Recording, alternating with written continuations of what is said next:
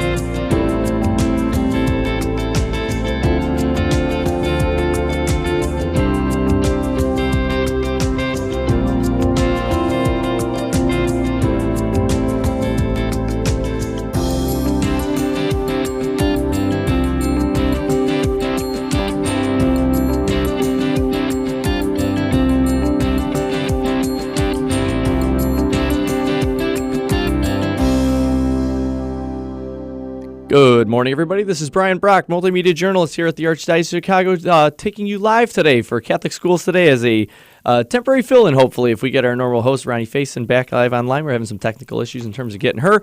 But I'm going to jump in the seat here and see what I can do to get the show going for us this morning. So we're so glad that you joined us today for Catholic Schools Today here on WNDZ 750 AM for Catholic Chicago, live on YouTube, live on Facebook. So if you're streaming, feel free to leave us comments or anything like that. Feel free to join in with us here today. So we're going to jump right into things here. We're going to talk to a couple of incredible people that are doing some amazing stuff over at St. Jerome School. St. Jerome has been a pillar for over 100 years to their community. St. Jerome School continues to help their community flourish and help those in need throughout the school year. They have held several fundraisers and collections. The school community is looking forward to celebrating their 100th anniversary in October. We want to welcome to the show Mary Highland, the interim principal at St. Jerome, and Will Babbage. Thank you both for joining us this morning. Morning. Thank you for having us. Did you guys have a nice weekend this weekend? We did. Enjoying the nice weather yesterday, that's for sure. Yeah, it got pretty nice out there for sure. Mary, tell us a little bit about your background. Tell us where you came from and how you became the interim here at St. Jerome. Sure. It's actually kind of a returning home story. About 10 years ago, when I was first in school, I completed my observation hours in the preschool classroom at St. Jerome. And then I went on to graduate, taught second grade at another school for a number of years, and then was ready for a change and found myself back in preschool at St. Jerome as the lead teacher. And when our principal left for personal reasons, I was asked to step in as the interim principal, and I'm actually still in preschool in the mornings, and then I work on administrative duties in the afternoon. So it's kind of a unique but fun balance of still being able to be in the classroom, but take on a leadership role. As the parent of a preschooler, there's special places in heaven for people like you guys, because there's a lot of energy. There's a lot of energy in that room for sure. Will, what grade are you in? Tell us a little bit about yourself. Tell us why you love St. Jerome. Well, I'm in the 8th grade. I've been here for most of my life. It's just I love St. Jerome because it's more of like a family. It's more of a family than a school. It helps you feel more invited in the community when you come here, and the faith it brings to you is for the rest of your life. It stays there for the rest of your life. That's great. That's great. So you're student council president. What made you want to get involved in the school? Well, I feel like I've just been around in the school a lot, and I feel like I was a good candidate to help start fundraisers or events stuff. And I've always thought that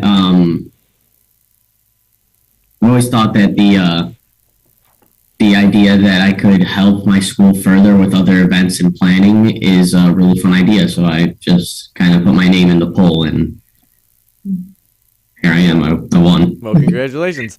So spinning off of that, you're talking about collections and fundraisers. Mary, why don't you tell us a little bit about your recent collection for Ukraine? Absolutely. So as part of our 100th anniversary, we're really putting a focus on service and living out our Catholic faith.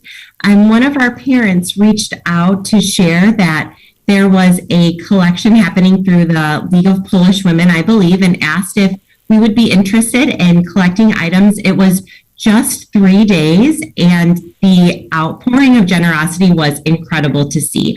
In 3 days, we were able to fill an entire van with really big items like diapers and baby wipes. And, as a mother of a young child, that really spoke to me too, that those are needed items all the way down to bags and bags of toothbrushes, toothpaste, Advil, and just those things that can make such a difference in someone's daily life. And to see like I said, the outpouring of generosity from the community was incredible. And also to know that a parent reached out to us and we were able to pull this together, and that parent also delivered the items to the main collection center, and they departed for Poland and the border on Friday. So within a couple days, we gathered the items and they were directly on the way to those in need. Now, is this a collection you're going to continue to do going forward then and constantly try to be sending supplies to Ukraine? Or you guys just this was a one and done deal then, and you guys are kind of done with that collection for now? That's a great question. We are done with that collection for now, but we're also open to participating in any other events to get supplies to Ukrainian families in need. So if anything else were to come up, we would absolutely participate. Great. You guys are you're doing God's work out there. So you guys sound like you're very active in your community. What are some of the other fundraisers and collections that you guys have done in the past? We once a month do an event called Generous Jeans. It was started about a few years ago. And for $1 or more, students can dress down, and what we gather from that goes to an organization. So this Wednesday, our Generous Jeans is Dress in Green to benefit St. Baldrick's. So once a month, we love being able to highlight an organization and actually contribute through student efforts. So they realize that when they bring in that dollar or however much, it's going directly to an organization in need. So are either of you doing St. Baldrick's? We've done events like that in the past. We've covered some stories. It was always pretty interesting. Correction. Yeah. It's the general fund. Gotcha. Okay. So nobody's actually taking everything off for it this year. That's okay though. That's okay. Will, you seem like you're really involved in school. How do the students help with these collections and things like that? And how do you encourage them as a fellow student to do those sorts of things? Well, often the 8th grade class, my class of 12 people actually, 10 of them are boys and 2 of them are girls. So the 10 boys and the 2 girls often do a lot for the collection part, and then the 10 boys often really do help with moving all the boxes into different areas and stuff. And a lot of the times I try to encourage other classes, not to say that they don't do anything. A lot of the other classes support and help move stuff a lot. But I try to encourage more people from the other classes to come on, we could do this. We could help other people. Let's just use what we can here to help those out there. Just a side note question. You're in a small class. My son's same age as you, and he's in a class of only actually 9 kids, and it's 7 boys and 2 girls. Where are you going to high school next year? Just curious. St. Ignatius College Prep. Congratulations. Did you already do the test and get accepted, everything? You're all ready to go? Yes. Best of luck to you on that. That's a great school. It's a great school. So, Mary, it's an exciting year. It's a 100th anniversary. Tell us about some of the stuff that's being planned for the milestone. Absolutely. We have our big 100th anniversary gala coming up on October 22nd, 2022, and that will be at the Museum of Science and Industry. Tickets will be going on sale soon, so you can check our website, stjeromeschool.net, or our Facebook page for more information about when those tickets will go on sale. We're also compiling a 100th anniversary cookbook with recipes from past families, current families, alumni, and that we're hoping to have on sale for Mother's Day. And it's just going to be a nice collection of recipes and memories from all the different generations of St. Jerome. And to that end, a fun fact is Will is actually a third generation St. Jerome student. So we've got a lot of multi-generational families that we're really having fun, like highlighting the alumni, bringing everybody together. And the gala should be a really nice culmination of those efforts. Now, Mary, did you contribute to the cookbook?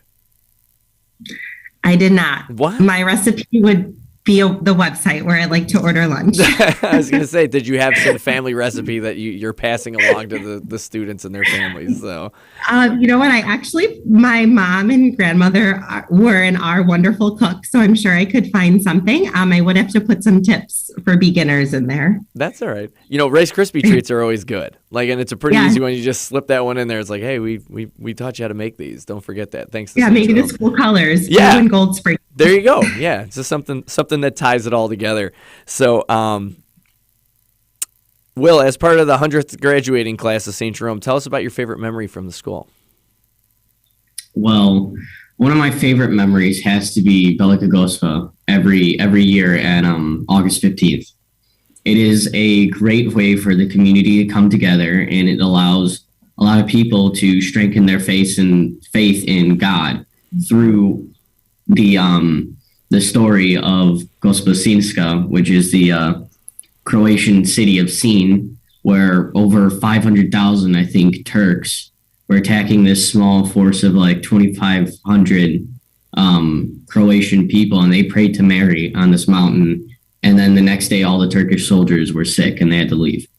So that is a big part in the community being a Croatian Catholic church and the school, because the school was founded on the principles of like, hey, we'll help anyone in need because God wants us to do this, and we're also trying to pay our debt to Mary for interceding with us.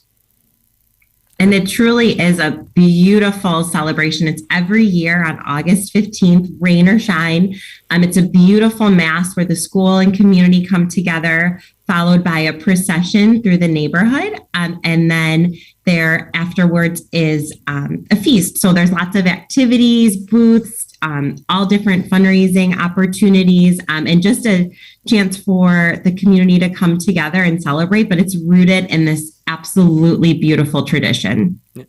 Mary, you seem like you're really, you really love what you do. What drew you to working in the Catholic school environment? Because when you're a teacher, it's very easy to kind of follow the money potentially and go to work someplace else. But this clearly seems to be a passion for you. Tell us what gets you up in the morning and gets you excited about going to school.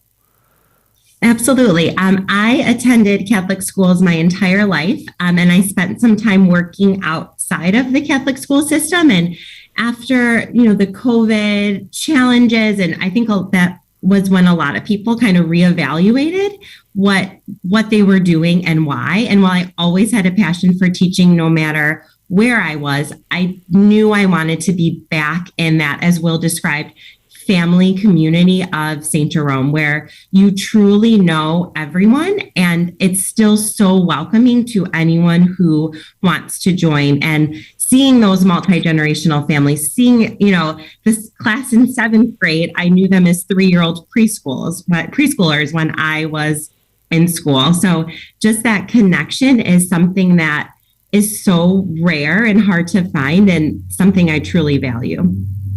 Now, Will, what is it that, you've gone to St. Jerome, like you said, your whole life. So and you're going on to Ignatius, what is it that you love so much about getting a Catholic education? Well, I feel like the Catholic education helps you see things in a different way.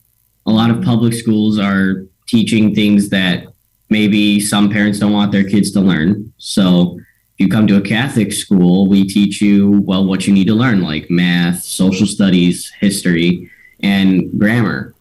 And a lot of the times we show that Catholic schools show that they can provide better service, I want to say, than most public schools. And I feel that getting a Catholic education just helps you be prepared for what's going to happen outside and makes you better prepared for high school and college. Now, I know we hit on the stuff with Ukraine earlier, and you guys mentioned some of the other things, but I want to reiterate to our listeners and our viewers, tell us a couple of the more, just go over again one more time about the other fundraisers and collections you guys are going to be doing here throughout the rest of the year so they can get involved as well. Absolutely. We will be doing a variety of, like I said, the Generous Jeans each month. We're always looking to sponsor local organizations through that drive.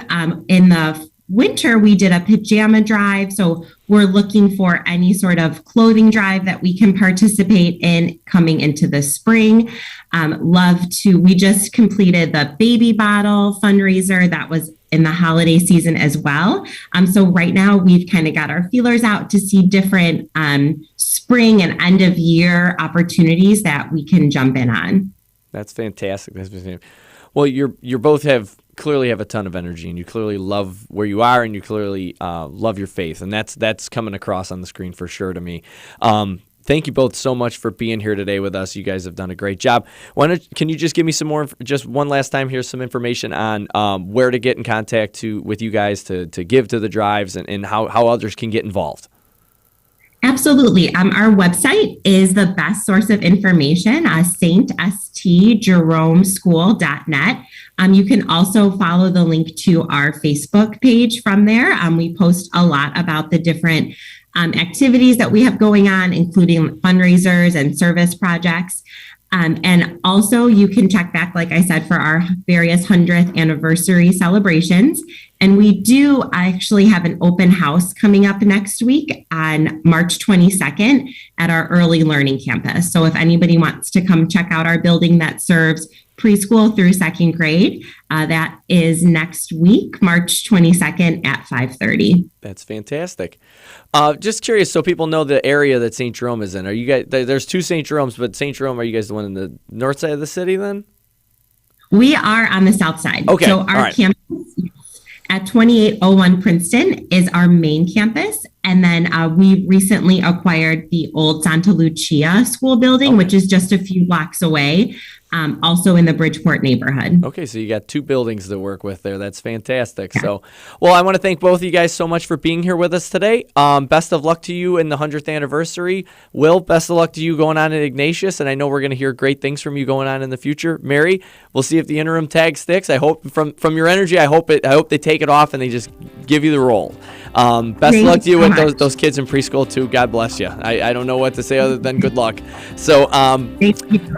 So best of luck to St. Jerome. We're going to go to a break right now, but when we come back, we're going to have another couple of guests lined up, and we'll see if we get Ronnie. But for right now, you got Brian from the Office of Radio and Television. So stick with us, and we'll be back shortly. Thanks, Brian.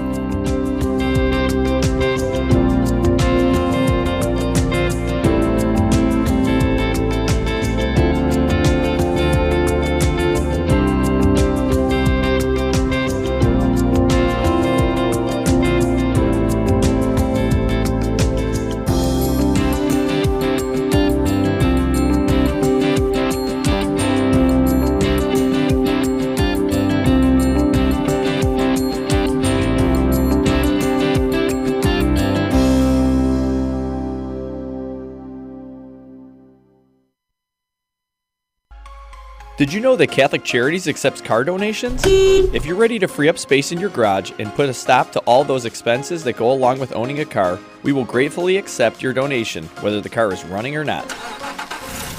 You choose a pickup time that is convenient for you, and we will make the donation as easy as possible free of charge. You'll receive a charitable donation receipt as well. We accept all types of vehicles nationwide, and you will know that your donation is made to Catholic Charities, an agency you can trust. To learn more about donating your car, call 877-786-4483. That's 877-786-4483. Thank you.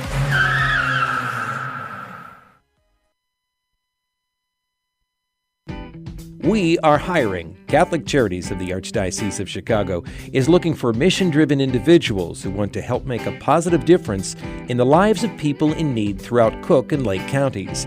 Be part of a diverse, talented team of professionals in the largest human services organization in the Midwest.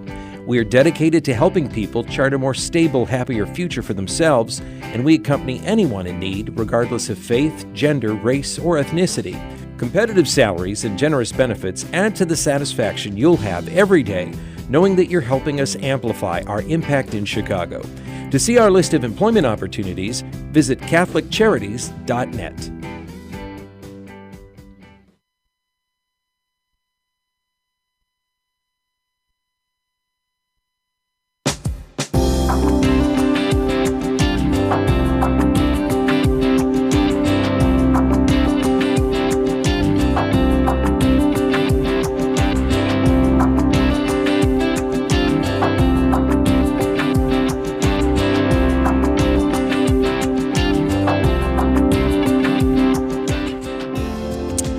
Welcome back to Catholic Schools Today here on Catholic Chicago, here in the Archdiocese of Chicago. I'm Brian Brock as your temporary fill-in host, hopefully. Multimedia journalist here with the Archdiocese. But thank you all for joining us this morning, whether you're joining us via radio, live streaming online, or on YouTube and Facebook. So thank you all for being here today. We're continuing chipping away on these wonderful topics. We have a bunch of different Catholic schools and all the great things they're doing around here.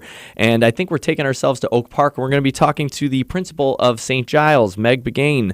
Illinois Principal Association recently named Principal Meg Begain, the St. Giles School, as the middle school principal of the year for the West Cook region. She is now a finalist for the state level award. Principal Begain's application stood out for her focus on students and strong relations with the school community. Well, congratulations, first off. Thank you very much. Yeah. I'm very humbled by it. You guys are right in Oak Park, right? We are in Oak Park, okay. Yes. I remember I started with the Archdiocese about 15 years ago, and one of the first things I did in like the first 2 months I worked here was a church tour at St. Giles. And if people haven't never been out to Oak Park, you guys have one of the most beautiful churches in the Archdiocese. We do. We're very lucky. And our pastor, Father Carl, is awesome. So I do encourage you as we continue through Lent to come out and visit us either on a Sunday or we have some weekday masses. And definitely during Holy Week, it's a time to really see our church and our community really shine. Well, I don't even really know where to start. I'm super excited to see one of our principals getting recognized. But you previously worked? You worked in the high schools as well at some point too, as well? I did. Before I came to St. Giles in 2018, my work was in all girls Catholic high schools in Chicago. I started at Mother Macaulay, and I'm a Mother Macaulay alum on the South Side. And I continued on to Trinity High School, where I was the assistant principal and the dean of students. And then I was the principal at Regina Dominican in Wilmette. And then I came here in 2018. I've been here for 4 years. So I guess the next question I usually have is, why did you choose to work in a Catholic school? But I think I can see why. You're a lifer. Well, I've never attended a public school, so I don't know anything differently. My parents were staunch Catholic school advocates, and once I started teaching at Macaulay, I loved it and just wanted to continue on. Yeah, that's fantastic. So your background is clearly really, really strong with Catholic education, and yeah. At least working in, you've worked previously in high schools. What was the transition from high schools to the junior high level grades? What was that transition like for you? It was something that when I came to St. Giles, I knew I didn't have experience in the lower grades, obviously, especially, pre-K and primary. And I relied on the really strong leadership that they've had here for many years in their unit coordinators and their veteran teachers to help me with that aspect. One of the things that I was bringing to especially the intermediate and the middle school level was knowing what needed to be scaffolded up for what the high schools are expecting. Our kids go to strong competitive high schools, and both public and private. And I know what they're looking for. I knew what the kids needed to achieve. And while they had a lot of that already in place, we've been able to grow that over the last 4 years. And the other thing that I learned was I had not worked with boys before. Oh, I actually come from a family of 5 girls. Yes, very different. come from a family of 5 girls, and other than my 4 nephews, I had not taught with boys in the building before. So that was just a quick learning curve. It's not, they're great. The kids here are wonderful. So it's a different energy for sure. Supportive community. Yeah, I was a scout leader for 8 years, and that's and it started from first grade up through 6th grade. Yeah, right. So Grade. Yeah, no, there's pathways to sainthood for things like that. so what is it that St. Giles is doing different that's getting these kids ready to go to these higher end high schools and stuff like that? We have the Archdiocese has instituted iReady. We were one of the pilot schools 3 years ago to start iReady. It really started in the primary grades. There wasn't a standardized test piece for us to be able to measure levels within K-2. So we started out with that pilot program, and then we have continued it for K-8. This is our 3rd year doing K-8. And we have been able to grow our scores both in ELA and math over the last 4 years fairly significantly. Collaboration when it gets to any business or any venture is extremely important, and education is no exception to that. How important is collaboration for you with your teachers, with the parents, with the students, and with the community at large that's not that's outside of the church community within Oak Park and stuff like that? You're right. It's not one person. It's not one thing. It is the group. One of the things that we have here at St. Giles is an incredibly supportive community. As you said, both the parish outside of the school and within the school. So our teachers, we have 2 classrooms per grade. Our teachers collaborate consistently. Our units are broken down into pre-K, primary, which is K-2, 3 to 5, which is intermediate, and 6 through 8, which is our middle school.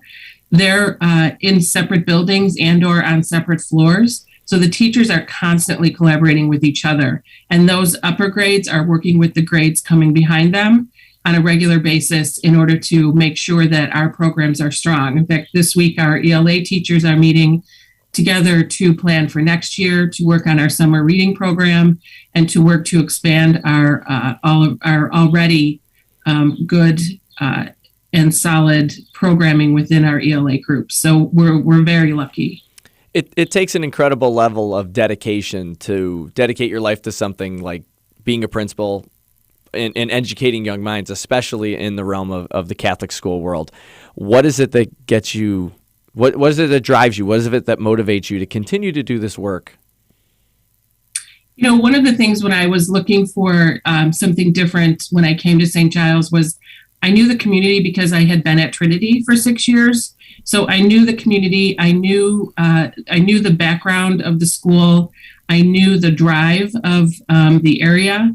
And I think in order to be able to continue doing this each day, especially during a pandemic, is to have the commitment of your families. It's a sacrifice for any family to make to come to Catholic school with tuition and other things that are involved in the day-to-day. And, we really value that, and we really work with our families in order to make that possible for everybody. So we have been really lucky to be recipients of some very generous tax credit scholarship donations to be able to help. I think this year it's 26 students.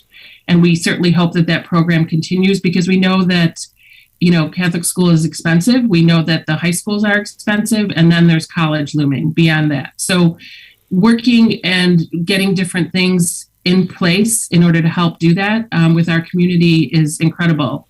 We worked with our administrative staff to secure this year over $100,000 in grant funding that works to support our early childhood and our aftercare program, because we do have an extensive before and aftercare program. Parents, we have a lot of working parents, and we have some students who are here from 7:15 or so till sometimes 6. And so the education doesn't stop at 3:15 when they get out of school. We continue with that growth piece after school with activities, enrichment, play, and other things. So, we're really working strongly within the community, and you need that support in order to continue. And it's a great job to come to every day.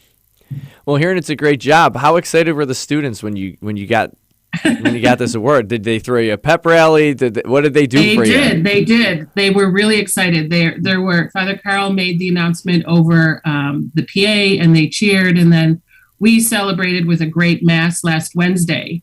And you can see kind of in the pictures you're showing, the kids all made posters. They came up, each grade made a poster. We have those hanging around the building.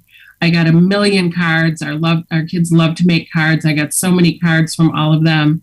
And just the joy and the pride on their faces in their school, because they make up everything. You know, if you don't have the kids, you don't have the spirit and the commitment. And we really love to see our kids really, truly so joyful.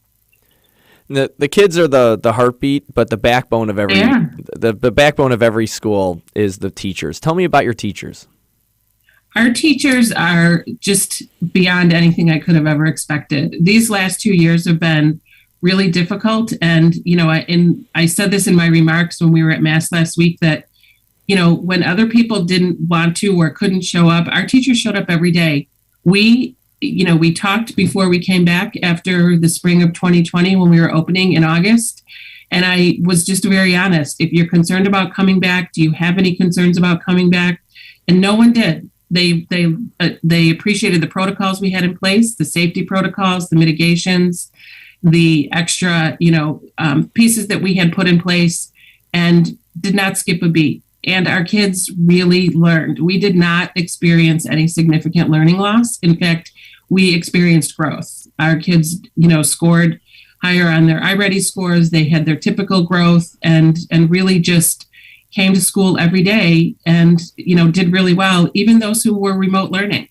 We did have a number of kids who were remote learning. A lot of them came back by the spring last year, but our teachers did a phenomenal job, and I couldn't ask for a better faculty and staff. And, being a principal can be a lonely existence, but you are never alone. There are always people around to hold you up, especially these last 2 years. Yeah. No, I can't really add anything else to it. You definitely hit the nail on the head on that one. So, keeping our schools going is always a challenge, fundraising and things of that nature, keeping our doors open. We don't always have the same cash flow other places do. You guys have an event coming up. Can you tell us a little bit about that? We do. This Saturday, we have our Black and Gold event. It's our largest fundraiser, and it's virtual this Saturday, so anyone can join us. If you go to our website at stgilesschool.org, you can click on that link and watch us via YouTube. We're celebrating, really the spirit of the St. Giles community, something we think of as our X factor, what really sets us apart. It's not something you can put in a brochure or marketing materials, but it will, it's about an hour, and it will feature stories from the halls of our school about what it means to be a St. Giles Lion. It'll include students and faculty as well as our extended community. And we're so blessed to return to so many of the activities and experiences that really are the hallmarks of what we do. We have K-8 plays in our enrichment program. We have after school enrichment, all school grade level masses, just to name a few. And our goal is $90,000, which is a significant goal. And the amount that we set for our goal is critical to close the gap between what we charge each family in tuition and what it actually costs to educate each child. And it makes sure that we're able to continue offering the, academic rigor and the programming that our families come to St. Giles in order to get. Well, you kind of hit all the bullet points there for me, but if people want to get involved and become members of your school community, how do people get their kids to St. Giles? So if you go to our website and you go to stgilesschool.org, you can click on the admissions or inquiry page. We have an inquiry form there that will come directly to us. So we'll contact you. We'd be happy to give you a tour during the week or after hours, if that is better for you. We'd be happy to set up a virtual call if you're more comfortable doing that. We'd love to have people come and visit us. And then, we'll be happy to set up a shadow day for your child as well, depending on the age group. And we can connect you with our current parents. Our current parents are happy to talk to any people who are interested in coming to St. Giles in order to share some of the great work that we're doing here. Outstanding. Well, congratulations on your award. We're all really excited for you down here. Best of luck to you going forward. I hope you keep achieving the next level up if there's more awards. I hope to bring you back on here in the next couple of months. Hopefully you've won some more stuff. Best of luck with the gala as well. Thank you. Yeah, and thank you for And joining. again, if anybody wants to join to watch us, we have a lot of fun doing it. We've done it 2 years ago. This past weekend was the closure, and we shifted within 2 days and did it on Facebook Live. So we've come a long way since that last minute change. But again, if you go to our website at stgilesschool.org, you can join us on Saturday night from 7 to 8. Awesome. Thank you so much for joining us this morning. Congratulations again. Thank we'll be praying you. for I you. appreciate you having me. Yeah, our pleasure. And best of luck to you with everything at St. Giles in the future. We're going to take a quick break here again. Hopefully come back with another topic here. I believe we're going to be talking about esports. So if you're a gamer and esports fan, things are growing in that world. So join us after the break, and we'll be talking to an expert in the field on that. So this is Brian Brock for Catholic Chicago. We'll see you in a few minutes.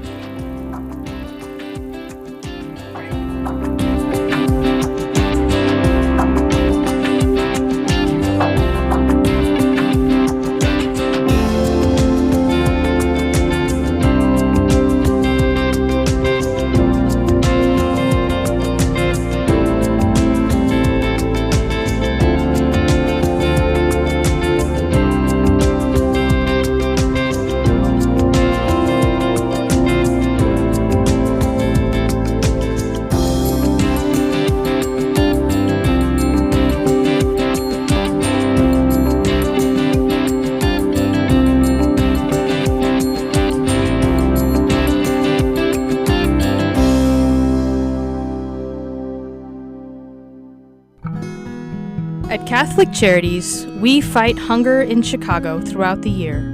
Our 6 regional offices in Cook and Lake counties work together to offer sit-down and to-go meals to anyone in need. We deliver meals to those who are homebound, and our 8 food pantries offer 3 to 4 days of food supplies based on household size. Participants in these programs have the opportunity to learn about other Catholic charity services that strengthen individuals, families, and their communities. The challenges for those dealing with food insecurity are especially great during the winter months. To learn how you can help those who are hungry in your neighborhood, visit CatholicCharities.net or call 312-655-7525. That's 312-655-7525. Thank you for your generosity.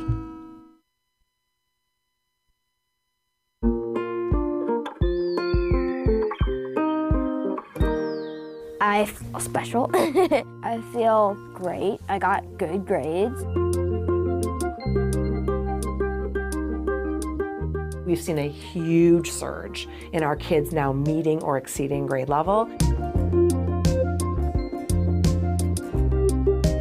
Come check us out. You may have never thought we were an option before.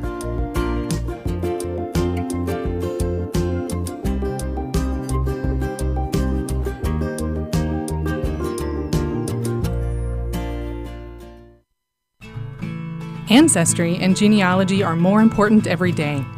People all over the world are wanting to learn more about their family heritage for personal and for health reasons. At Catholic Charities, we are hearing from adults who lived for a brief time at St. Vincent's Orphanage, the wonderful life-affirming agency that operated out of our headquarters for 91 years, serving thousands of women, children, and families until it closed in 1972. Our post-adoption services help adults who want to learn more about their experience at St. Vincent's. Our compassionate staff members provide whatever family background information they can offer, along with support and reunion services. To learn more, call 312-655-7093. That's 312-655-7093. The spirit of St. Vincent's lives on in the inspiring stories that continue to emerge today.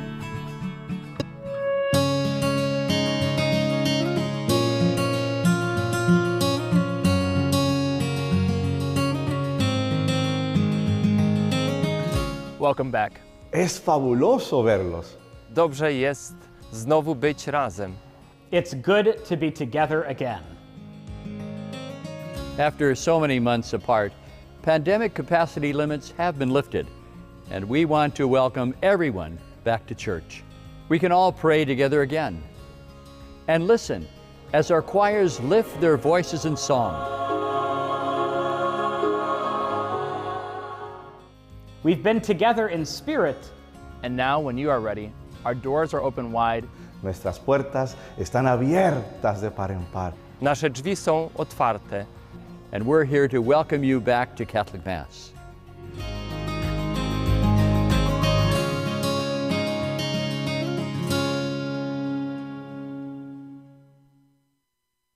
The cemetery ministry is a core ministry of our Catholic faith tied to the corporal works of mercy. It's comforting to know that our Catholic cemeteries are caring for the remains of our loved ones awaiting the resurrection. There are 44 Archdiocese of Chicago Catholic cemeteries willing to help you in your time of loss. Call 708-449-6100 or visit CatholicCemeteriesChicago.org. Catholic Cemeteries, serving the Catholic community since 1837. You're listening to Catholic Chicago. Ahead, the Archdiocese of Chicago brings you programs about the people, events, and issues that touch our lives. Thanks for letting us be part of your morning. Now again, Catholic Chicago.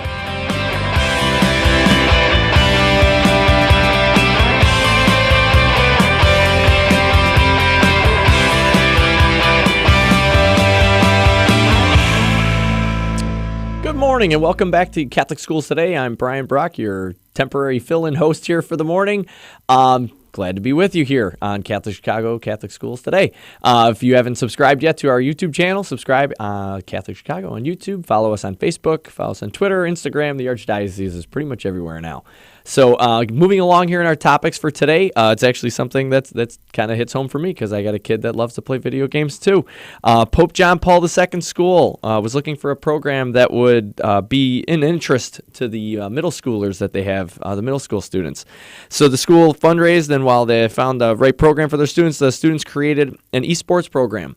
The students wanted to join the syllabus. Parents supported it. So if esports is a form of competition that facilitated through computer gaming and is one of the fastest growing sports in the world actually right now. So the world of esports is ever changing, and it's really exciting. We got some great guests coming on from Pope John Paul II School. I want to welcome Phil Cahill, the principal. Thank you for joining us this morning, guys. Thanks for having us. We really appreciate your time here today. Phil, what's your favorite video game? You know, Pac-Man. Pac-Man. See, I go back to Mario 3. So what's that? Super Mario 3 is still probably my favorite video game ever. Yeah, there you go. So these kids probably don't even know what that is. Yeah, right. So yeah, I'm not much of a gamer myself, but my son is a gamer. In fact, he plays esports up at DePaul University. He's on their team up there. Wow. And yeah, so when I started thinking about, what we could do for the kids after school, programming-wise and pandemic and whatnot, I thought what more perfect than getting the kids together to do some gaming amongst themselves here on campus. And then hopefully one day, we get together and maybe form a conference of Catholic schools here in the city of Chicago, and even wider and more spread out, so that the kids would have an opportunity to compete and have some fun here on campus. Yeah. The scope of the traditional sports and activities has changed so much, even just in the last 5 or 10 years since I graduated from high school back in 2001. And now my son's looking at high schools now, and like bass fishing is a thing too, which is really cool. Yeah. But to hear that the esports thing, it gives those kids that maybe weren't always the most super athletic, but actually have unbelievably good hand-eye coordination, and it plays into their strength. So to hear that the esports thing is coming along, that's fantastic. And the fact that you guys have your own program for it is great. I want to ask your two students there, what drew you guys to this? What makes you love video games? Well, I got in it because it was a way for me to connect with my friends when we were in quarantine. So that's what made me start playing video games. What's your favorite game to play then? Probably my favorite game is probably NBA Live. Okay. All right. Mark, how about you?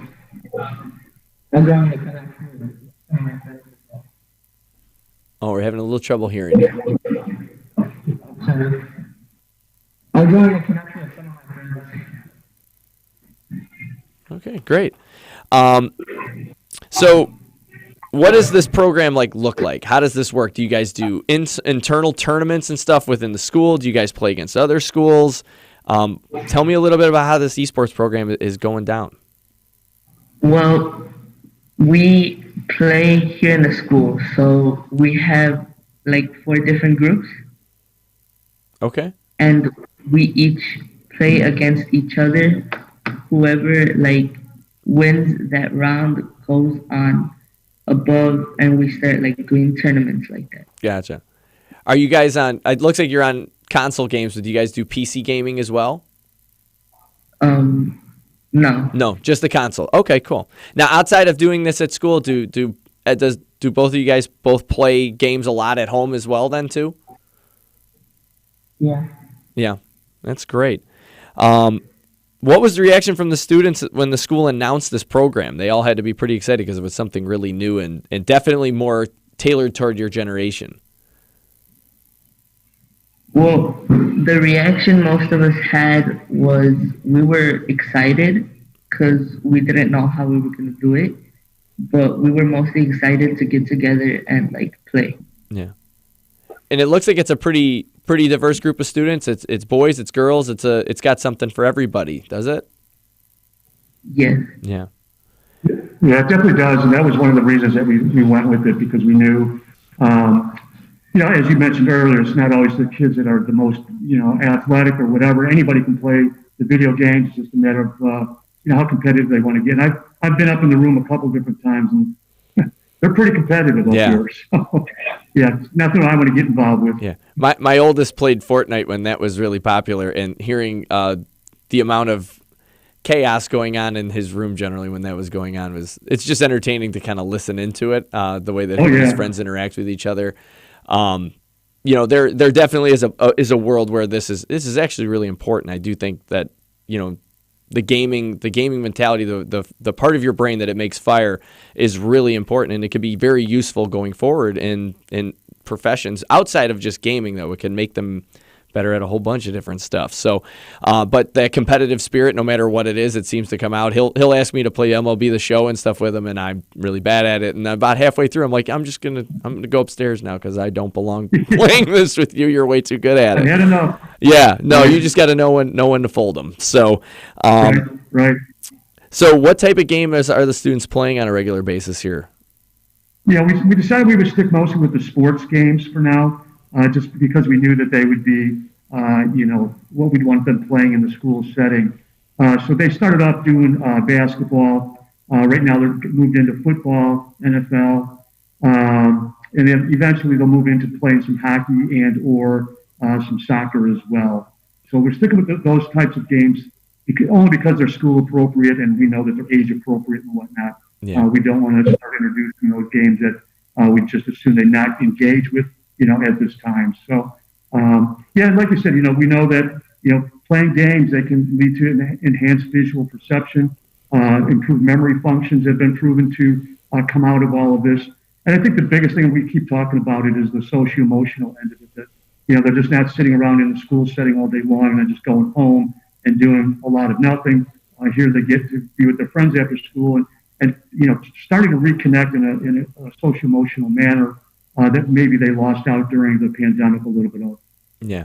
And I mean, speaking of the pandemic, I know being a sports fan myself, a lot of the sports completely shut down. And some of them that actually were the ones that kind of shined through were the auto racing series. Formula One, IndyCar, NASCAR, all of them actually went to a full iRacing series and then started to produce live iRaces on television. And it was the first time, for me, where I actually sat down and I watched 43 people play a video game live on television. And it was unbelievably exciting. I couldn't believe how awesome it was to really kind of take in that iRacing style of video gaming. So are either of you guys familiar with any of the iRacing stuff? Because I thought that was actually pretty neat. And some of the rigs these guys have there, they're full driving seats and steering wheels and pedals, and it's the real deal.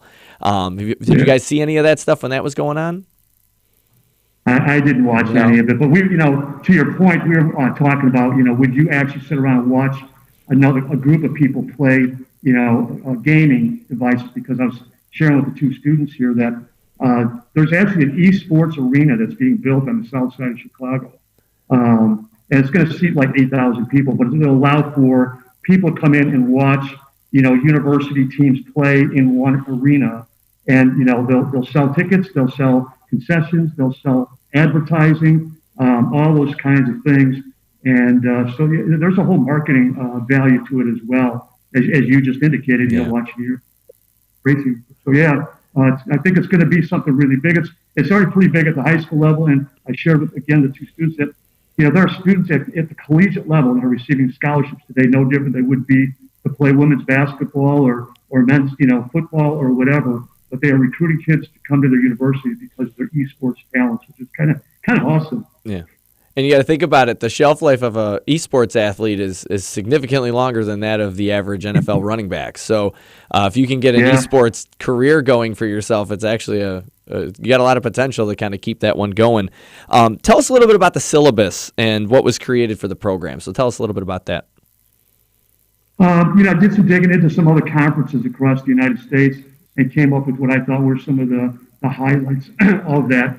So the syllabus contained an outline of what we were going to do week by week. It's a 10-week program, what we would do week by week, and then some of the benefits and the rationale behind the decision to do so. And again, I've already mentioned some of them, but some of the highlights would be the collaboration and teamwork, the exploration of STEM concepts, improved brain functions and capabilities, and then just kids to be able to develop their own tournaments and the structures of tournaments and how those work, and the ability to be able to maybe do that and carry that on through another phase of their life. So those are pretty much the highlights of the syllabus there. Now, you guys you're playing a lot of the sports games, and I know that that's not always just a 1-versus-1. Do you guys ever do team-ups where you're like two guys that playing on the same team for Madden and then playing against two other students and stuff like that, or do you guys usually just do the 1-versus-1 within your club? We usually, right now we're doing the 1-versus-1. We really haven't done that. Yeah. Okay. All right. Do you have any future plans for this esports program, like teams and uniforms and taking the show on the road and potentially going up against other schools and things like that? Maybe not just in your area, maybe regionally, maybe at the state level as well. Yeah, that's definitely that. We wanted to start at the ground level first up. And then build from there. We wanted to, gauge the level of interest here in the school. But ultimately, we do want to get online where we could play against a team, out in California, let's say, or, down the road at another school. That's what our goal is ultimately, is to build from just the gaming councils to getting online. And then, as I said earlier, maybe form a conference of schools. And again, where we could stay right here in our old building and play against teams, from other areas of the Chicagoland area. So that's the ultimate goal. Probably not going to happen this year, but if we can build this up a little bit more. Right now we have 4 pods here in our room that we utilize, and hopefully we can build that up to about maybe 8, and then take what we call it, sort of an intramural esports team right now, and maybe pull 4 of our top students, and that would be our team that would then, as you said, go on the road, so to speak. But we'd actually stay right here in our own facility. Well, talking about the pods, what was it like to fundraise to get the equipment, and how did that all work for you guys within your school? Well, what we did was, you're not going to believe this, we actually sold popcorn, and we raised, between donations and sales of popcorn, we raised over $17,000. Wow. That's a lot of popcorn. Naomi sold over $1,000 worth of popcorn. The beauty of it, though, of the sales was it was all done online. So we didn't touch any money and we didn't touch any product. Everything was shipped directly. Gotcha. So I know we sold to people in 9 different states and 3 different countries, aside from, the neighborhood type stuff. But, you don't have to walk around dropping off taffy apples or Girl Scout cookies. Not that those are bad programs, just that this was much more fluid and we could get a lot more outreach by doing this. So, we had committed some of that money in advance with the parents, told them we would do some after-school programs. So we're able to fund this program. We also started a Spanish club after school. We did a 3rd and 4th grade basketball. And we're starting up some soccer programs now as well. We've also been able to we did some drumming in the past. And now we've got some other type of music things that we've got going on here in the building that we use that money toward. So yeah, so it was interesting. But the family just jumped into it, and $17,000, that's a lot of dough. So we committed about $4,000 just to this room itself. You could see some of the device boxes and whatnot over my shoulder here. Yeah. That we went out and bought brand new good stuff for the children. Well, Phil, it sounds like Pope John Paul II School is a pretty incredible place. Yeah, it really is. It's kind of a diamond in the rough is the way I look at it. Our enrollment has gone up about 10% from last year to this year. I think we're one of the few Catholic schools where enrollment has gone up. Our preschool has jumped up from, we had 9 last year. This year we've got 19 in preschool. So yeah, we've got a pretty neat place. We did a movie night last summer. We had a couple hundred people out in the parking lot at night for a movie. We did a fall festival where we brought in a petting zoo. We did some really neat things. And on the horizon, we're planning on doing an Easter egg hunt for the little children from the neighborhood as well as for the school itself. So we hope we get a really good turnout for that. Well, Phil, you've dedicated your life to Catholic education. I've kind of asked everybody today this question, but what drives you to keep doing this?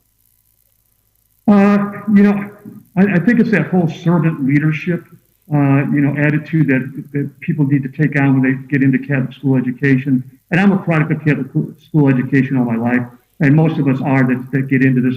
But I think it's unique. The parents, the family feel that we get, there's a super supportive group of families here at Pope John Paul II, and I think that's what keeps them here. Obviously, a lot of our teachers could leave for more money.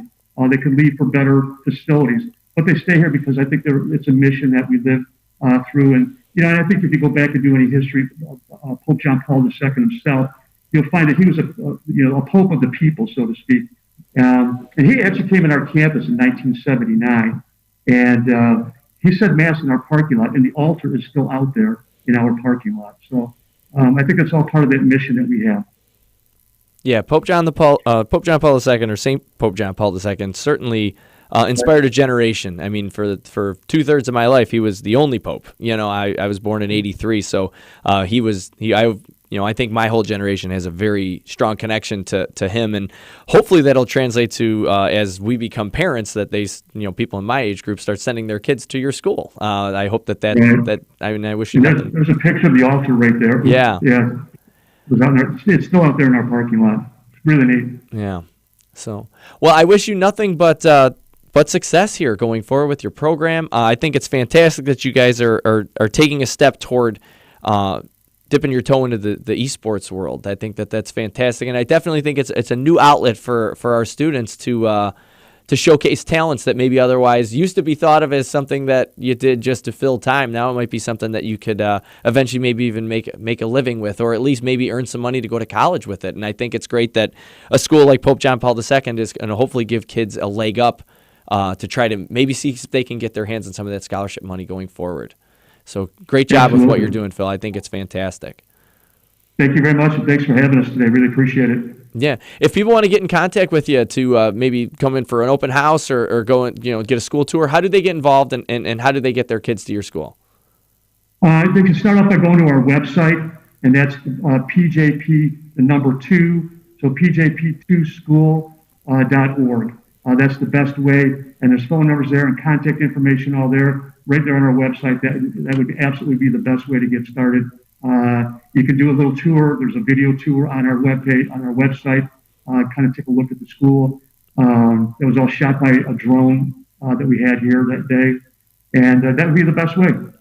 Well, that sounds fantastic. Well, best of luck to all of you guys in the future going forward here. We'll be praying for you, and thank you so much for joining us here this morning for Catholic Schools Today. Thank you so much for having us. All right. Thanks, guys. Well, this is going to about do it for us here today. Thanks for being with us here for Catholic Schools Today here on Catholic Chicago on YouTube, Facebook, 750 AM WNDZ. I was your temporary host, Brian Brock, multimedia journalist here for the Archdiocese. I want to thank all the lovely people out at St. Jerome School, St. Giles School, and Pope John Paul II School for making some time. If you're considering Catholic education, please do so. Check out those websites of all the schools if they happen to be in your area. If not, check out for the local Catholic school that might be nearest you. Brian Brock, thanks so much for joining us this morning. God bless.